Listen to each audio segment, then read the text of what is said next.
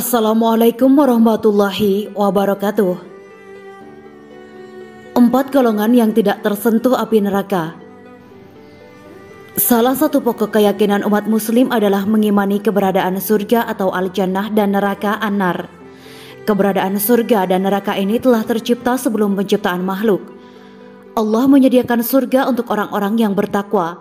Sebaliknya neraka diciptakan untuk mereka yang kufur nikmat dan mengingkari Allah dan Rasul-Nya. Disebutkan ada 4 golongan yang diharamkan tersentuh api neraka. Imam At-Tirmizi dari Ibnu Mas'ud dalam hadis sahih tentang orang yang diharamkan tersentuh api neraka.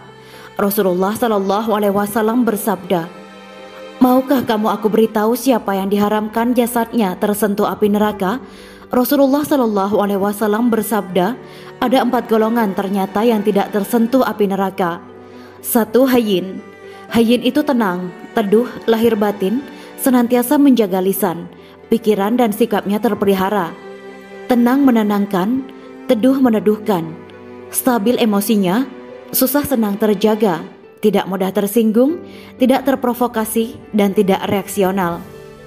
2. Layyin, artinya lembut, sopan, santun, akhlak baik dan tidak kasar, tidak sakiti orang, sangat sopan, senang dengan kebaikan, senang melihat kebaikan tersebar, ingin selalu berbuat baik.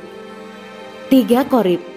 Qorib itu dekat, hangat, menyenangkan dan tidak menyakitkan.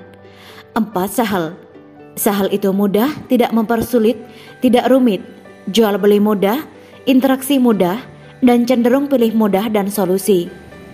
Dalam sebuah dakwah ada ulama mengatakan, saya di sini dakwah hanya jaga niat, jaga perkataan. Selebihnya terserah Allah Subhanahu wa Ta'ala. Makanya tidak perlu juga orang suka sama kita. Kita tidak perlu usaha orang lain suka sama kita. Cukup kita disukai Allah. Jika menginginkan dipuji atau menginginkan diberi oleh selain Allah, capek tidak akan tenang hidup ini. Para ulama mengingatkan kita agar kita tidak berharap kepada makhluk. Sayyidina Ali bin Abi Thalib radhiyallahu anhu mengatakan, semua kepahitan sudah aku rasakan dan tak ada yang lebih pahit selain berharap pada makhluk. Betapa beruntungnya mereka yang memiliki hati yang lembut, karena lembut datangnya dari tauhid. Makin bersih ketenangan yang luar biasa. Kelembutan datang dari kasih sayang rahmat Allah Subhanahu wa Ta'ala. Ada satu kisah seorang ibu dari Kolombia, luar biasa, dan ibu datang ke kebun binatang dan memukul teralis dan singa mengeluarkan cakarnya dan memeluk ibu ini. Singa yang kangen sama ibu ini dan dipakai perasaan binatang buas bisa rindu dan peluk ibu ini. Apakah karena kecantikannya? Apakah karena gelar jabatannya? Kenapa ibu ini punya 2 sumber kasih sayang dan ketulusan? Ikhlas iman dan karena Allah tanpa pamrih.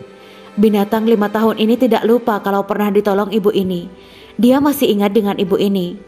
Saat orang Yahudi menyapa Rasulullah Shallallahu Alaihi Wasallam, celakalah kamu. Dan Rasulullah Shallallahu Alaihi Wasallam menjawabnya dengan santun. Aisyah marah. Rasulullah menjawab, kenapa Aisyah? Allah maha lembut dan mencintai kelembutan. Kemudian Aisyah berkata, tapi yang dikatakan binasa bagimu. Ya sudah, saya jawab, waalaikumsalam. Cukup itu Aisyah, kata Rasulullah Shallallahu Alaihi Wasallam dengan penuh lembut dan kasih sayang. Rasulullah Shallallahu Alaihi Wasallam itu kalau berjumpa orang beliau penuh atensinya. Kalau bicara beliau menghadapkan wajah dan badannya. Kalau berjabat tangan tidak mau lepas. Kalau tidak dilepas terlebih dahulu. Dalam ilmu syariat mengucapkan salam itu sunnah. Menjawab salam hukumnya wajib. Ingat saja, senyum, salam, sapa, sopan dan santun. Ada satu ayat populer dalam Al-Quran yang semoga ini bisa menjadi peringatan dan juga pendorong kita untuk terus berbuat baik. Allah berfirman yang artinya, yang menjadikan mati dan hidup supaya dia menguji kamu. Siapa di antara kamu yang lebih baik amalnya, dan dia maha perkasa lagi maha pengampun. Quran Surat Al-Mulk ayat 2. Demikianlah kisah Islami Bidadari Surga. Simak terus channel ini untuk kisah Islami menarik lainnya.